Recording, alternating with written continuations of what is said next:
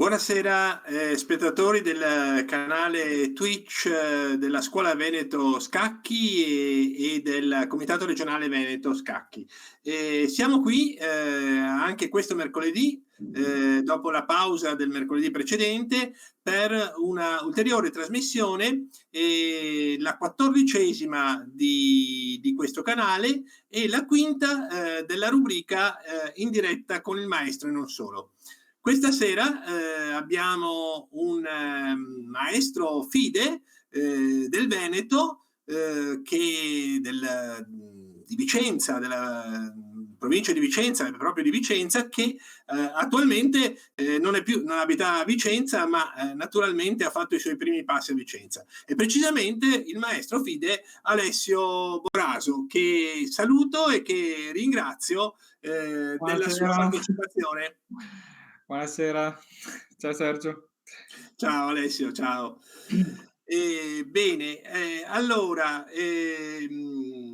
naturalmente io ho un po' di informazioni su Alessio, ma ce le dirà soprattutto lui, ci dirà un pochino, rispondendo alle domande, la sua carriera, qual è stata la sua carriera agonistica nel gioco degli scacchi.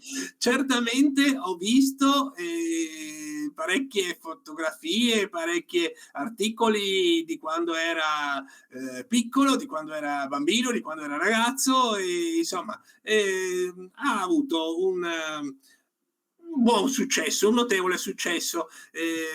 Adesso non è più nel Veneto, non è più a Vicenza, però speriamo di ritrovarlo anche sulle nostre a giocare nel Veneto. Bene Alessio, senti, iniziamo con qualche domanda, poi avremo modo di conoscerci meglio. In questi ultimi anni, 2020-2021, naturalmente molti tornei purtroppo sono stati annullati ed altri hanno dovuto rispettare i rigidi protocolli FSI per la limitazione del virus Covid-19. Tu sei riuscito a giocare lo stesso? Hai fatto qualche torneo? Come sono andati? Cosa ci dici? Allora, ricordo che ho fatto il torneo, forse quello organizzato da Basso, a Bassano, forse 2000, l'anno scorso, per questo periodo, e poi ho giocato anche Imperia, sempre l'estate scorsa, settembre scorso, però in entrambi i casi non mi sono trovato troppo bene, sinceramente. Uno a Bassano anche abbastanza bene in realtà, però ci sono troppe limitazioni, plexiglass, scacchieri distanti, è tutto molto più complicato. E poi Imperia c'è stato un problema proprio di che faceva un caldo assurdo, e con Settembre le allora? mascherine era veramente ingestibile secondo me. Il Festival d'Imperia, no? Il Festival d'Imperia. A settembre quindi. Settembre, non questo, quello prima. Sì. Sì, lì non mi sono trovato bene più per il discorso appunto con le mascherine. Almeno a Bassano era d'inverno, quindi si poteva anche gestire, ma è stato un periodo un po' di pausa anche per i tornei, sicuramente. Certo. E adesso ti rivelo una cosa, non so se tu lo sai, ma io sono nato a Bassano del Grappa, Okay. i tornei, i primissimi tornei organizzati a Bassano del Grappa, negli alberghi di Bonotto, li avevo organizzati io, ma questo si parla precursore. di tempo immemorabile fa. Per quanto riguarda Imperia, io ho giocato il primo torneo internazionale del Festival Imperia quando avevo 12 anni e questo era ancora più tempo fa. Era comunque gigante come torneo, no? È sempre stato uno di quelli storici, È forse. sempre stato uno di quelli storici. Difatti e con rammarico che non ho partecipato alle ultime edizioni e adesso cercherò di fare la prossima. Io ho partecipato soltanto a quella più sfigata comunque, cioè col Covid, cioè Certo, certo. probabilmente. E magari prima di questi tornei c'è qualche, prima di questi ultimi 2 anni, qualche interessante torneo a cui hai partecipato, che hai Beh, allora, giocato? quelli un po' più interessanti diciamo che probabilmente sono quelli all'estero, ho giocato 2 o 3 tornei all'estero. Ehm, mi ricordo particolarmente un ricordo particolarmente buono è sicuramente quello di Vienna nel 2015, perché si gioca in questa sala incredibile nella Rathaus di Vienna, nel municipio, e Bello. veramente io consiglio sempre a ogni scacchista di andarci una volta nella vita perché, veramente ci sono, dei lampadari incredibili, la sala è enorme, edificio storico bellissimo. Cioè ci andrei anche senza giocare, cioè Certo. la sala è veramente vale tantissimo. Okay, ora naturalmente, molti degli spettatori, che ci seguono sapranno sicuramente già quali sono i titoli, diciamo magistrali. Il titolo, che tu hai è il titolo di, FM o MF a seconda della Mh, dizione in inglese o in italiano, cioè di Maestro Fide, mh. che è il primo titolo internazionale riconosciuto dalla FIDE, cioè dalla Federazione Internazionale degli Scacchi. Ehm, ci puoi dire a che età sei riuscito a conseguire i titoli di maestro e poi quello di maestro FIDE? Beh, allora il titolo di maestro me lo ricordo perché avevo 18 anni. Tra l'altro ho fatto sia la norma che ho ottenuto il punteggio al un torneo a Padova, torneo grosso di Padova, quello di dicembre dovrebbe giocarsi. Sì. Avevo 18 anni, ehm, mentre Maestro FIDE 2019, era l'estate, torneo a Pedavena, Mh. che ho passato durante il torneo i 2300 un po' per caso, ehm, però sì, Maestro Fide c'ha questa regola che anche se non cade l'aggiornamento dei punti, in cui tu hai 2300, anche se hai di live rating e durante il torneo tocchi 2300, allora per fortuna sei Maestro Fide, quindi ho fatto i conti giusti, mi bastava pareggiare con Gojko Laketic, grande frequentatore dei tornei in Veneto, Certo. e quindi lì son passato e poi, dopo son calato un po', adesso sono risalito sopra i 2003 e speriamo di starci ancora un po'. Quindi sì, 2019, quindi 2 o 3 anni fa. Okay, okay.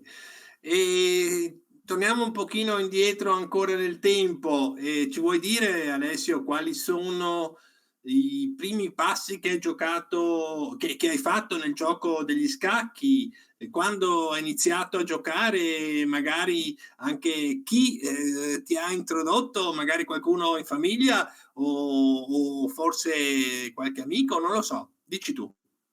Allora, ho iniziato a giocare, ho imparato le regole, penso molto presto, adesso non lo so, stimo 7, 8 anni, ma, giocavo soltanto coi miei che oggettivamente non è che siano dei giocatori brillanti, ovviamente l'Ampassà non sapevo neanche cosa fosse, ovviamente pedini si diceva e certe cose.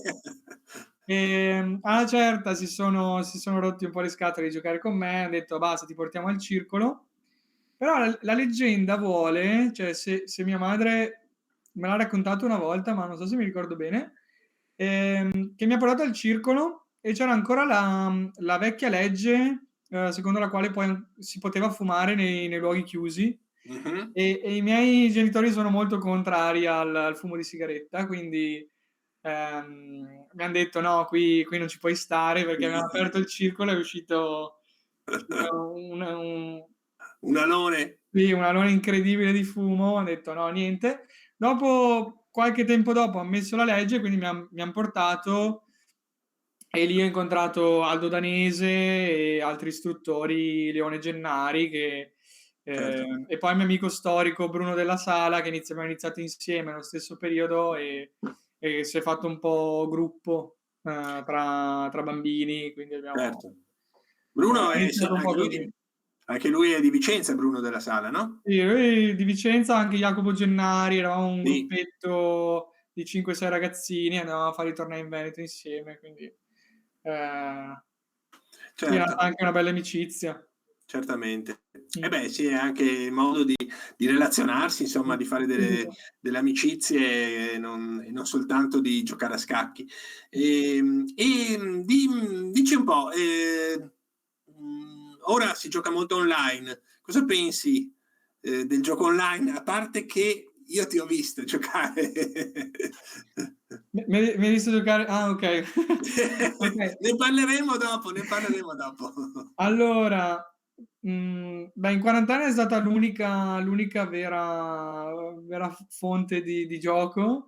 Ehm, io mi ricordo ai tempi in cui ho iniziato io, c'erano i primi siti di scacchi ed erano i inges cioè bruttissimo giocarci, adesso sono diventati più, sicuramente dal punto di vista informatico hanno fatto qualche passo in avanti.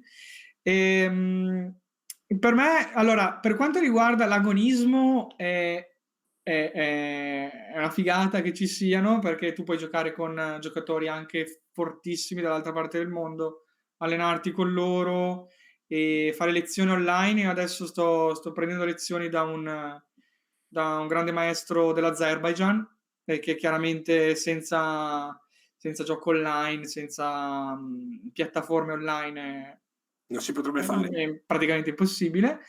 Ehm, quindi fa molto bene da certi punti di vista, però come tutti c'è un rovescio della medaglia, cioè che, non si frequentano più i circoli e questo è abbastanza triste, se vogliamo, perché l'ambiente del circolo è proprio qualcosa di caratteristico, cioè quando entri in un Certo. circolo di scacchi c'è proprio quell'odore di circolo che ormai, boh, non è un po' scomparso. Ehm, sì, quindi da certi punti di vista è buono, da alcuni cioè anche io mi rendo conto che se voglio farmi una partita non esco di casa e mi faccio mezz'ora di cammino, di macchina per andare al circolo quando posso giocare dopo 30 secondi che decido che voglio farmi una partita. Quindi però oggettivamente il gioco alla scacchiera è un'altra cosa, cioè è molto più bello ovviamente quando mi capita di giocare alla scacchiera è Sì. un'esperienza molto superiore, Certo, secondo me. certo. Sì, sì, non è confrontabile.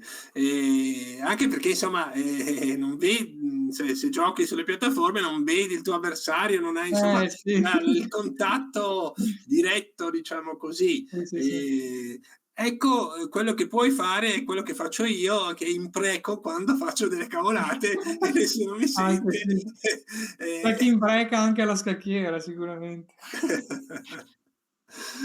Senti, e per quanto riguarda i giovani, cioè, diciamo, hai dei consigli da dare ai nostri giovani del Veneto, nell'equilibrio tra gioco online e, gioco in presenza?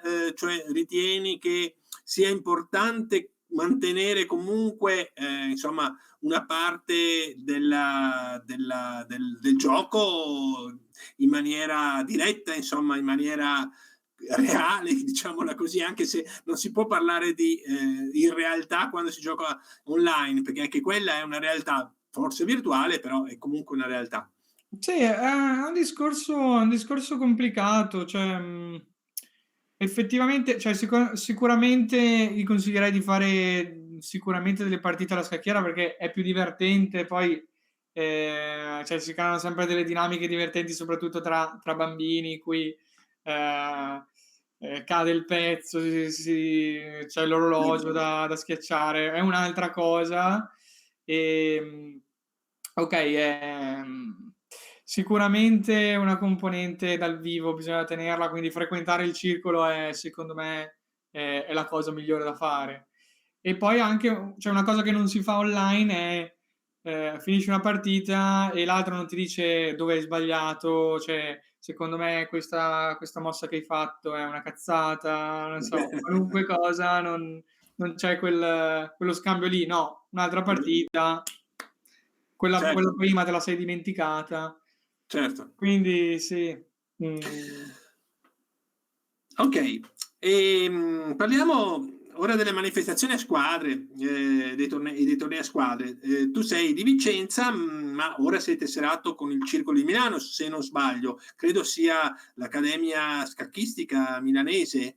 esatto, E beh, hai sì. giocato in questi ultimi anni con quel circolo negli incontri a squadre, in particolare nel campionato italiano a squadre del CIS? Allora, sì, io fino a 3-4 anni fa giocavo per Vicenza e avevo giocato soltanto, beh, ovviamente ho fatto come nel calcio, no? La gavetta, promozione, C, B, Mhm. tutte le serie un po' più, le serie minori. E, e ok, ho deciso di cambiare, di giocare per Milano, sia per un fattore di vicinanza, ma anche cioè per il fattore del campionato che Accademia Milano mi dà la possibilità di giocare in Master, che è il massimo campionato, e quindi è un torneo all'anno in cui io devo giocare anche perché sono componente della squadra, quindi Certo, devo giocare, è un'occasione per giocare ed è un'occasione per giocare con i migliori in i Italia giocatori e forti, qualche giocatore veramente, molto veramente forti. forte. Quindi L'ultima edizione, che ci dici qualcosa? Hai giocato sì, nell'ultima edizione? tra l'altro le due esperienze che ho fatto, che sono quelle del 2019 e quelle di quest'anno, nel frattempo c'è stato il Covid, quindi un'edizione saltata, e sono andate entrambe molto bene, devo dire, cioè per essere la prima volta in entrambi i tornei ho giocato abbastanza bene, perso poche partite, l'ultima è stata in Abruzzo, A e Montesilvano mi pare, no? sì, a Montesilvano è stata una bella soddisfazione anche perché a Bressanone nel 2019 è andata meglio a livello di squadra, perché ci siamo salvati tranquillamente, siamo arrivati ottavi, mi pare, quindi a metà classifica, che per la nostra squadra è dignitosissimo. Dignitoso. E invece questa volta a Montesilvano ci siamo salvati in maniera super roccambolesca l'ultima. Rocambolesca. Sì, sì, ma tra l'altro, piccolo aneddoto, dovevamo vincere l'ultimo turno contro una squadra molto più quotata di noi, quindi eravamo già con le valigie fatte. Mi davano E, e abbiamo vinto 2,5, 1,5, proprio perché io ho vinto per il tempo, prima volta in vita, in una posizione persa, completamente persa, contro il grande maestro, quindi proprio, cioè, più roccambolesco di così si faceva fatica. È bravo Alessio. E, e come ti trovi con i tuoi compagni della scacchistica milanese e dell'Accademia Scacchistica di Milano? Chi Beh, sono, allora, magari chi sono i giocatori più forti, insomma, che hai conosciuto e dici un po' se hai sviluppato qualche conoscenza in particolare con i compagni di squadra. allora, la squadra è composta da Lazic, Miroljub, che è un giocatore serbo, che è quello acquistato, diciamo, persona simpaticissima, un grande personaggio sicuramente, che probabilmente se qualcuno bazzica i tornei del Veneto gli è capitato di conoscerlo. Poi Mario Lanzani, che è lo storico ex campione italiano, anche lui è un personaggio abbastanza noto, però legato di più con diciamo i miei più vicini alla mia età, che sono Massimiliano Botta, che è del 2000, del 2001, ragazzino in realtà, un ragazzo, e Giuseppe Andreoni che fa l'istruttore qua a Milano, e ci siamo trovati subito perché comunque vicinanza anche geografica, e mi trovo abbastanza bene con loro, li frequento anche, ci facciamo i poker insieme ogni tanto, anche in ambiente extra scacchistico. Certo. E tra l'altro con Giuseppe abbiamo fondato anche un'associazione no profit, per la divulgazione del gioco nelle scuole elementari qua a Milano. Facciamo qualche lezione ai bambini delle elementari. Quindi sì. Fate qualche corso? Sì, lui lo fa di professione, quindi è molto bravo secondo me. Quindi sì, è una specie di circolo, diciamo, un po' ancora nella fase embrionale, se si può chiamare circolo. Però sì. Adesso Ho siamo in capito. cerca di una sede, di qualcosa Ah, cui giocare. una nuova sede per il nuovo circolo. Ma no, non sarà mai un nuovo circolo, diciamo che è un progetto di Un Giuseppe. progetto. Sì, un progetto, vediamo cosa succede. E quindi c'era anche Mario Lanzani, mi dicevi. Sì, lo conosci? Sì, sì, sì, sì, ci ha giocato, se non sbaglio, l'anno in cui sono diventato maestro, credo, e ho Okay. giocato con lui e sono riuscito a pareggiare. Grande, E grande lui, Giuseppe. mi ricordo che ad un certo punto aveva mollato gli scacchi, si era dedicato al bridge. È vero, è un fortissimo giocatore di bridge anche. Ed era diventato un fortissimo giocatore di bridge e poi magari adesso è ritornato a giocare a scacchi, non lo so, perché ho perso le Fa un po' di tracce. tutto Un po' Mario, di è una tutto. persona poliedrica. Eclettica. Ok, il circolo di Vicenza, ritorni ogni tanto, sei ritornato, l'hai più frequentato? Beh, allora ogni volta Mi che pare torno il a circolo di Vicenza. Vicenza che attualmente ha come presidente Enrico Danieli, no?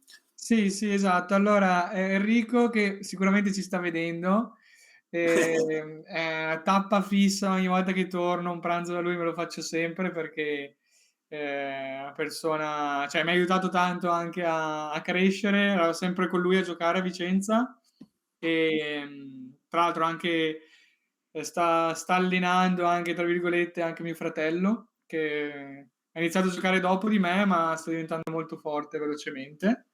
Quindi, presidente di Vicenza sempre lo ringraziamo sempre particolarmente. Simpaticissimo Enrico. Sì, sì, sì. E poi ogni tanto in realtà è da un paio d'anni con la storia del Covid che non torno al circolo, però ogni tanto tornavo e facevo qualche partita, c'erano i Gennari che Certo. fissi al circolo, la In, Luigi, qualche altro giocatore si trovava. Quindi il circolo di Vicenza è anche abbastanza attivo. Sì, sì, per un certo periodo è stato un circolo anche molto forte con i giovani, aveva fatto tanta attività, il circolo di Vicenza, sto Sì, sì, parlando sì. di parecchi anni fa, e c'era un gruppo di giovani molto forte, tra l'altro c'erano anche Simonetto, ricordo, che sono Sì, venuti a Vicenza, sì, sì, sì, sì. probabilmente. Anche l'Odici c'è stato un anno, mi sa. Anche Lodici, sì, sì. Ha avuto un buon successo in un certo periodo. Mh. Senti un po', niente, allora vediamo un po' se c'è qualche domanda dalla chat che vediamo di proporre ad Alessio prima di iniziare con un piccolo intermezzo scacchistico in cui ci presenterai la partita. C'è qualche domanda dalla chat, Matteo? Sì, allora, buonasera intanto sia a chi ci sta guardando e anche magari chi ci vedrà poi in differita sulla replica. Allora, domande particolari sulla chat non ne vedo al momento, sto guardando adesso, non le vedo ancora, però ne avrei una io nel frattempo, siccome appunto, ecco, Maestro Fide, insomma, uno dei livelli più alti, il terzo più alto, volevo fare una domanda magari più che altro soggettiva, perché ormai ai grandi livelli ci si prepara sempre con il motore d'analisi, con i vari Stockfish, l'IDA Zero e così via. Però volevo chiedere fino a quanto, o almeno tu intanto, fino a quanto la usi, l'aiuto del motore, o insomma qual è la tua filosofia su questo argomento? Allora, io non prenderei la mia filosofia come qualcosa da emulare, perché io li uso molto poco. Cioè, per quanto riguarda il mio livello, cioè, da maestro FIDE in su, secondo me sono abbastanza fondamentali, anche, soprattutto averne uno affidabile. Diciamo che io uso quelli che ci sono online, quindi non ne ho uno attualmente installato nel computer. Ehm, Però quando comunico col mio istruttore, quando parlo con gente più capace di me, fanno spesso riferimento a software di un certo livello. Però sì, io li utilizzo principalmente per la tattica, nel senso, ehm, diciamo che cambia un po' l'approccio. Allora, loro li usano anche, essendo super affidabili, li usano anche per analizzare delle posizioni di apertura importanti, per trovare delle novità teoriche, per cercare cose nuove, per sorprendere l'avversario. Io li uso per analizzare le mie partite e per analizzare le partite, secondo me, è sufficiente un livello molto base. L'importante è che se c'è la combinazione che ti è sfuggita, che potevi fare, qualunque software, anche quelli che si trovano su Licesso, chess.com, te la trova in mezzo secondo. Per l'utilizzo che ci fanno loro, quello non è, Non è non è sufficiente. sicuramente sufficiente. Ho visto che c'è una domanda da parte di un spettatore che chiede che tu suggerisca una buona apertura dinamica con il nero contro D4. Domanda da $1.000.000. Ok, io ho giocato tanti anni l'Est Indiana, però non la consiglierei a nessuno. Però è abbastanza dinamica, ma sì. L'Est Indiana, Probabilmente consiglierei sempre l'Est Indiana per un valore affettivo proprio, probabilmente. certo.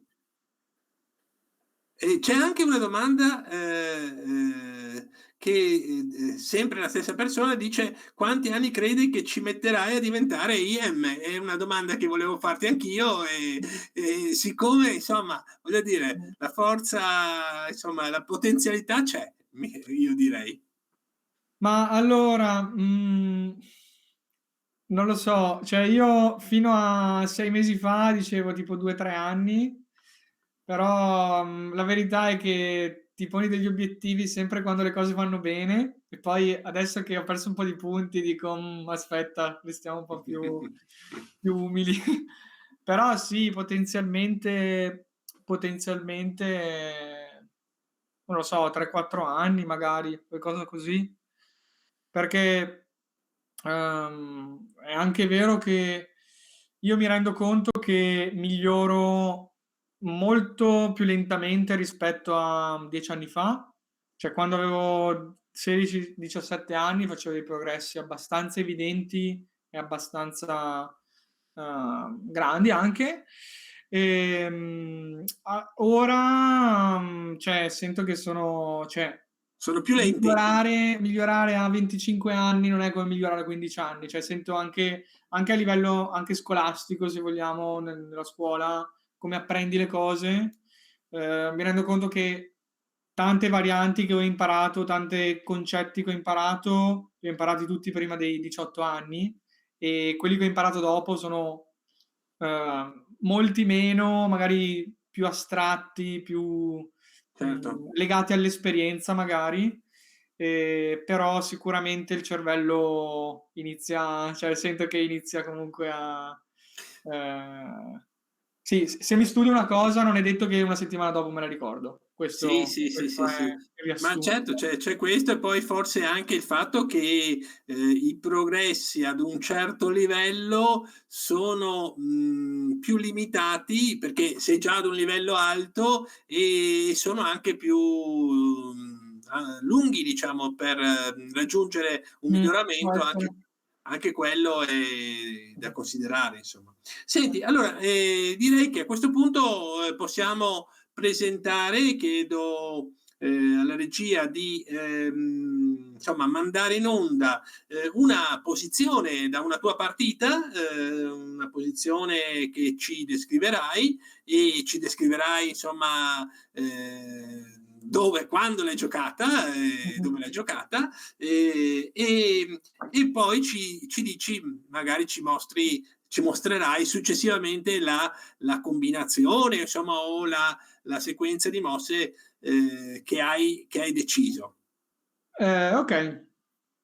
Non so se si vede già perché non ho Twitch aperto attualmente. Ok. Ok, questa qui è una posizione giocata nel 2018, quindi 3-4 anni fa. Giocata a Vicenza. Aspetta che passa un'ambulanza qui. Citate l'ambulanza. Allora, qui il mio avversario ha appena giocato al Fiere B7. Volevo proporre questa posizione ai telespettatori. Sul Fiere B7, ok, chiaramente la torre è attaccata e ha molte caselle in cui andare. Diciamo che qua anche torre C7, anche torre C5 va bene, però io ho deciso di giocare torre C5. E la mia idea era legata anche a una specie di trappola che volevo tendere al mio avversario. E la trappola è legata a se il bianco gioca alfiere B4, che è la mossa giocata in partita.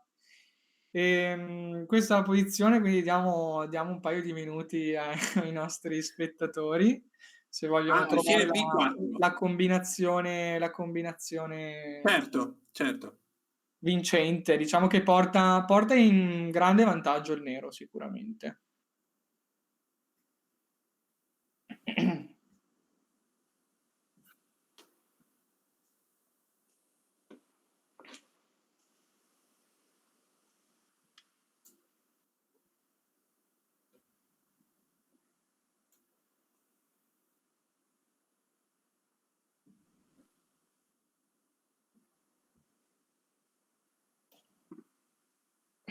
Aspetta che apro anch'io Twitch.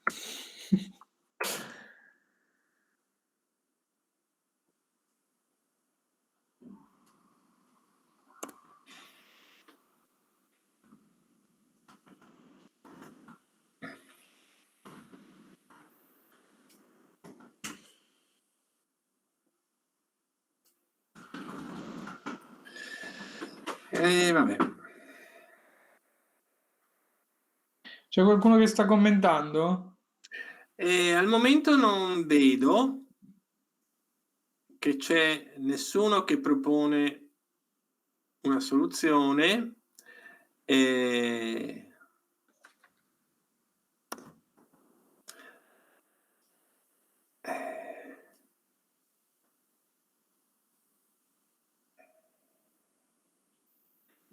una mossa di un pezzo leggero. Sì.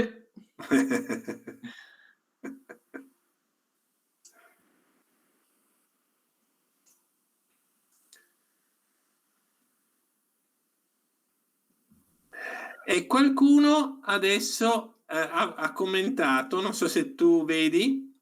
Sì, adesso sì. Una per C1 e poi torre B5. Le prime due risposte. Ok. E poi ce n'è una terza, non so se la vedi, che mi sembra più interessante. Esatto. Allora, donna per C1 è interessante, però non è chiaro cosa succeda su torre per C1, che sarà, ok, torre per C1. Qua probabilmente l'idea è giocare alfiere 4 adesso, per attaccare sia la donna che minacciare il matto, ma questa non è troppo soft come minaccia. Il bianco può anche decidere di mangiarsi la torre, basta. Esatto. E guadagnare un pezzo in questo modo. Siamo lontani da aver ottenuto qualcosa. No, il sacrificio di donna è troppo ambizioso. Sì. Torre B5 invece Torre B5. Ok, però Torre B5 è probabilmente quello che si aspettava il bianco quando ha giocato alfiere B4. Semplicemente magari il bianco mangia in E7. Che è proprio l'idea di alfiere B4 è proprio quella di attaccare la torre e Il mangiare pedone. il pedone in E7. Qui non è chiaro come prosegua qua il nero, perché dovrebbe avere posizione vinta. L'alfiere purtroppo è tenuto dalla donna, e invece alfiere 4 è la soluzione ideale. Cioè è la stessa idea di donna per C1, però è più umile, diciamo, non sacrifica anche la donna. E questa mossa è una mossa che avevo visto quando ho giocato Torre C5, e a me è piaciuta particolarmente perché è abbastanza raro trovare un doppio con l'alfiere a alfiere e donna. Vero? Quindi sì, e qua l'idea è che il nero sta attaccando la donna e anche la torre in C1. Quindi è un semplice attacco doppio, se vogliamo, ma anche tutti i pezzi del bianco si scordinano istantaneamente dopo alfiere 4, quindi il bianco non ha una risposta contro questa mossa. Se muove la donna, mangi la torre. Esatto. Infatti donna per E4 è la scelta del mio avversario, e il nero guadagna una qualità, e oltre alla qualità la posizione del bianco crolla, perché gli alfieri in questa posizione sono abbastanza inutili. Dopo torre per C1, donna per E4, torre per C1. Ok, qua non so bene come si possa proseguire qua. Alfiere per E7 è la mossa giocata dal mio avversario, e dopo torre 8 la posizione del bianco crolla completamente, perché non ci sono risposte contro tutte le minacce del nero. Torre 8, alfiere a 6, giusto per la cronaca, la partita è finita così. Alfiere a 6 e alfiere D4. Alfiere D4 ha anche una piccola minaccia. Piccola minaccia. Una grossa Esatto. minaccia. Alfiere D4 è forte perché forza il cambio delle torri. Perché qua sì. la minaccia del nero è, ad esempio, su una mossa random, tipo H3, donna per F2, sfruttando l'inchiodatura di questa torre. E quindi qua il bianco è sostanzialmente costretto a mangia, l'alfiere torna in F1, e dopo donna D2 il bianco ha abbandonato, perché non c'è risposta contro donna per F2, e se la donna prova a difendere c'è l'alfiere in presa, e l'alfiere non può tornare perché è inchiodato sulla donna, quindi funziona un po' tutto per il nero, per fortuna, con questa combinazione. È finita, sì. Sì, alfiere 4 una mossa. Quando è stata giocata questa partita? Nel 2018. In realtà ho il formulario qua, che ho sbirciato tutto il tempo. quindi sì, 2018. Va bene, ottimo. Allora, vista questa posizione interessante che ci hai proposto, veniamo alla seconda parte delle domande, dell'intervista, e iniziamo con questa. Quale torneo o quale partita ti ha dato più soddisfazione nella tua carriera?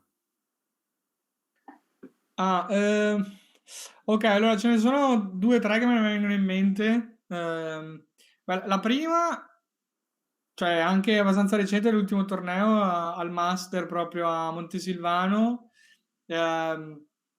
Sono riuscito a battere il mio idolo d'infanzia, che è Michele Godena. Ah, caspita!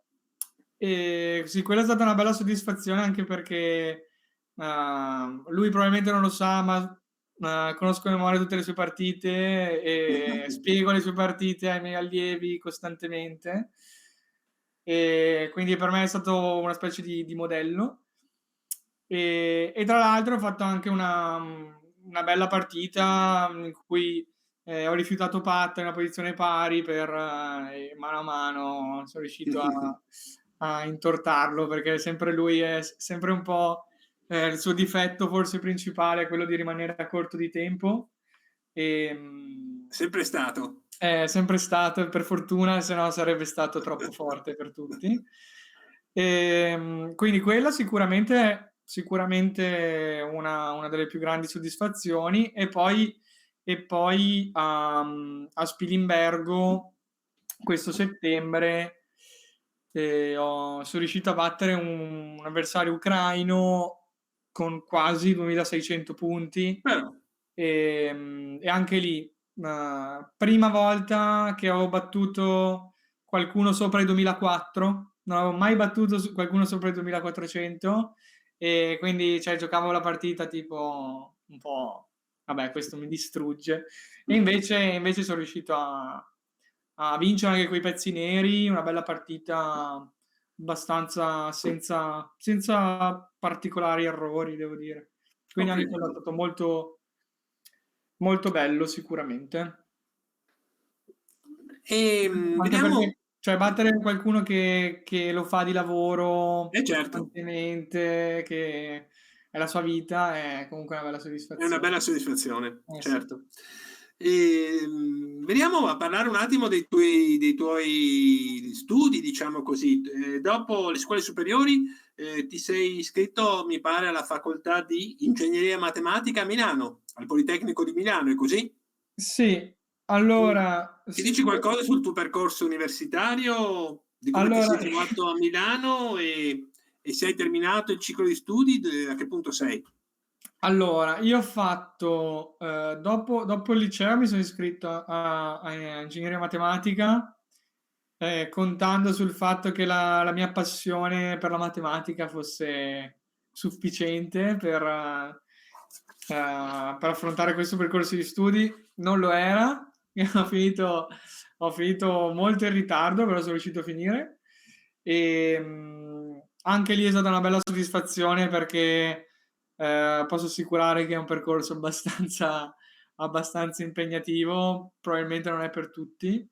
E diciamo che mi sono laureato quest'estate e appunto dopo la laurea ho detto mi prendo questo periodo in cui insegno scacchi e gioco a scacchi, che è un po' la mia passione, e dopo vediamo, probabilmente a settembre probabilmente ricomincerò non so, la mia idea è quella di fare un master da qualche parte all'estero, non so su cosa, però qualcosa penso di inerente sempre alla matematica, qualcosa di statistica o economia, qualcosa così. Ma ancora un futuro molto distante. Ma hai fatto il triennio e poi la specializzazione? No, ho fatto solo di 3 anni. Hai fatto 3 anni. Sì. Ok. Bene, e adesso facciamo un altro tipo di gioco, una sorta di associazione di idee. Senti un po', se io dico chess, naturalmente cosa ti viene in mente? Allora, scacchi in inglese. Scacchi, certo. E se dicessi burger? Ok, ok, mi fa ridere perché questo è uno sketch preparatissimo. No, ok, comunque... E se dico chess e end, con l'end logico burger, cosa viene fuori? Cioè cheeseburger o qualcos'altro? Allora, sì, cheeseburger è diciamo un'attività che abbiamo intrapreso da aprile scorso con un paio di miei amici, diciamo un mio amico del liceo, appassionato di editing video, comunque di piattaforme come YouTube, Twitch e così, e un mio amico dell'università, Nicola, che è bravissimo a fare le grafiche, a fare tutto ciò che concerne la grafica, che non è propriamente competenza degli ingegneri di solito, ma lui è, secondo me, particolarmente dotato. Ok, l'idea di far partire un canale YouTube sugli scacchi era qualcosa di interessante. E sta andando abbastanza bene Direi proprio di sì. ci stiamo divertendo. All'inizio è iniziata come una cosa un po' for fun, diciamo. Però adesso abbiamo anche abbastanza raccolto un bel seguito, c'è tanta gente che si è appassionata, anche gente che mi scrive in privato, gente che mi ferma per strada, ho detto boh. È abbastanza, è divertente, è stata è una realtà che ci sta divertendo abbastanza, diciamo. Avete un bel numero, hai un bel numero di follower, diciamo, visto che insomma siete cresciuti costantemente nel tempo, no? Come seguito. Sì, allora abbiamo iniziato ad aprile, esatto, adesso siamo, cosa siamo Aprile passati? del 2021? 2021. Pensavo qualcosa prima. No, primo video, proprio mi ricordo uno dei primi video che si chiama Pesce d'aprile, così a caso, che era il secondo o terzo video, era appunto il primo di aprile, e quindi sono passati 8 mesi e qualche giorno fa abbiamo superato i 14.000 iscritti su YouTube, Complimenti. che è la nostra piattaforma principale, diciamo. Poi parallelamente c'è anche la piattaforma Twitch Twitch. e lì è un po' più l'ambiente è un po' più tranquillo, perché comunque non serve editare i video, è molto più smart da un certo punto di vista, quindi sì, siamo meno forti su Twitch perché io sono un pigro e la sera voglio andare a fare festa e non voglio stare a streamare, però anche lì è quando capita è divertente avere un contatto diretto con Certo. i seguaci, con gli appassionati, è una cosa carina sicuramente. Insomma, se vogliamo crescere, verremo a fare ci farai qualche consulenza, insomma, ecco. Volentieri. No, sai cosa mi era venuto in mente quando ho visto le immagini, le tue immagini mentre stai giocando a scacchi con una birra in mano? Pensavo che fossi nel Trentino a giocare a scacchi e a sbevazzare delle birre. No, ero qua sul mio terrazzo. No. Tra Va l'altro bene. il nome Chessburger è idea di Nicola, il nostro grafico. Sì, quindi io Sì, non mi assumo la paternità di questo anche nome. perché birra, hamburger, insomma, Esatto, sì, è molto. cioè mi veniva in mente qualche festa. Diciamo che la nostra idea era creare qualcosa di scacchistico, ma che non fosse propriamente una cosa da prendersi sul serio. Cioè, io nei video che faccio su YouTube non spiego mai niente, cioè io gioco le mie partite, dico quello che penso, poi ovviamente mi sento anche abbastanza qualificato per poter dare qualche suggerimento, qualche mini lezioncina l'ho anche fatta, Certo, però mai.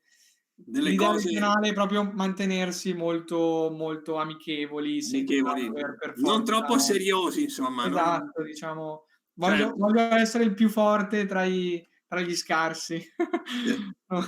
Comunque mi pare che siete arrivati alla seconda edizione e se non sbaglio ci sono diverse rubriche, no, adesso che hai messo in campo. Sì, l'idea è diventare sempre un po' più professionali comunque anche per quanto riguarda YouTube, quindi ok, ci sono sempre le partite commentate da me, poi c'è appunto qualche mini lezioncina 10 minuti in cui spiego concetti base, Lucena, qualche finale, re torre contro re, cose di questo livello, che comunque sono reperibili da qualunque altro canale di scacchi su YouTube.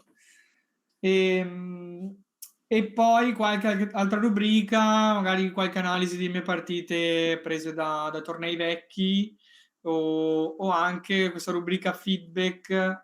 Abbiamo una piattaforma in cui la gente ci invia le partite io gliele analizzo, magari ne trovo qualcuna di interessante, che c'è qualche spunto interessante, e facciamo un'analisi di quella partita che può essere un'idea carina, anche poi coinvolgere un po' gli iscritti al canale Certo. E c'è anche una rubrica, mi pare, partite brutte, o sbaglio? Sì, che sono le partite mie, quelle commentate da me.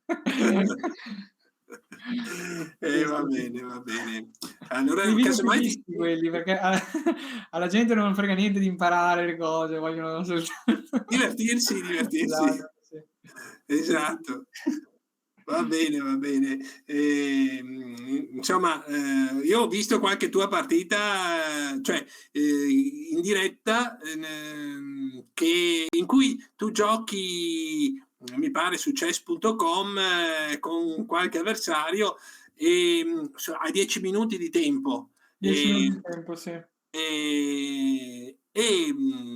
Descrivi le tue idee e quant'altro, poi vai a corto di tempo e poi non so come riesci a vincere lo stesso.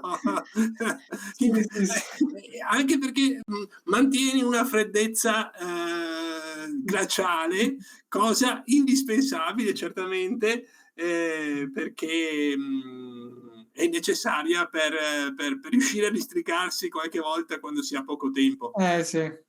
Diciamo che probabilmente questo tipo di abilità è un'abilità che senza giocare tornei, secondo me, si fa veramente fatica a sviluppare, perché insomma io ho sempre avuto la percezione, anche quando si va a un torneo, non so se anche per te è lo stesso, però i giocatori del torneo C, magari dei giocatori dei tornei con punteggi inferiori, sono molto più distratti anche alla scacchiera. Invece se vedi il mondiale, anche Carlsen contro Nepomniachtchi, cioè sono completamente, cioè che potrebbe scoppiare una bomba fuori. Sì.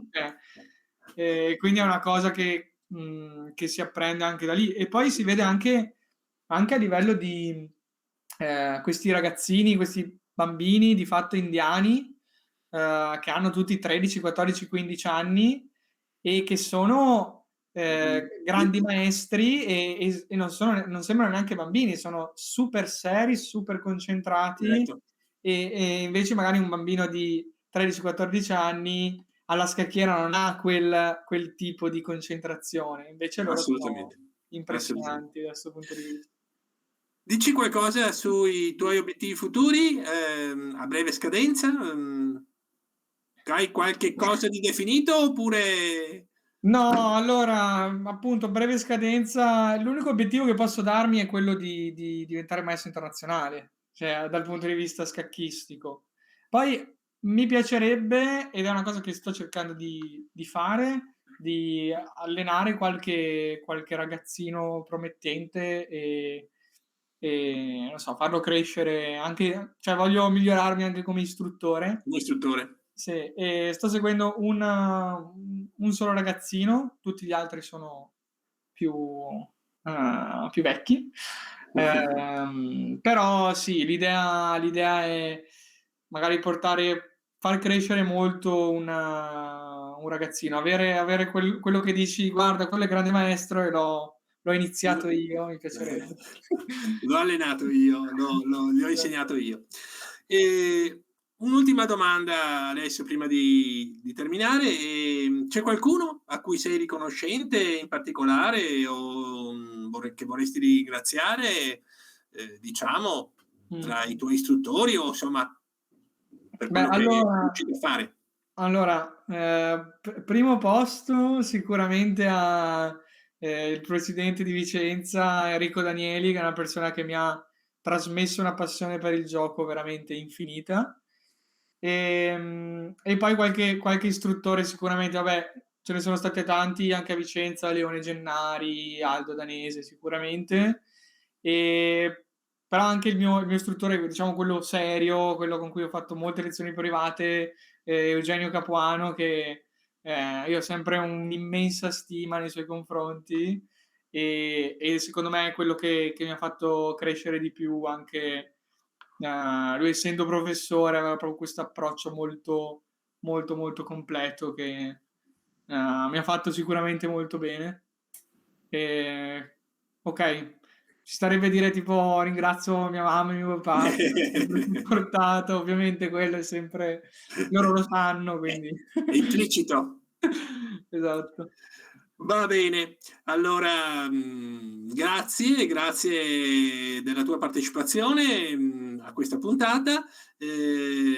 Ringrazio il nostro regista Matteo Volpi che è ritornato Ringraziamo. sulle scene in questa puntata. Ringrazio tutti gli spettatori e non posso dire quale sarà la prossima puntata, visto che questa è la 14ª puntata del canale, la seconda del mese di dicembre, anche ultima del mese di dicembre e ultima del 2021. E poi chissà. Buon 2022 in ogni caso, che ci sia o non ci sia il canale Twitch. Un saluto a tutti quanti, a tutti gli spettatori. Grazie a tutti. Ciao ciao. Ciao, ciao Alessio, ciao.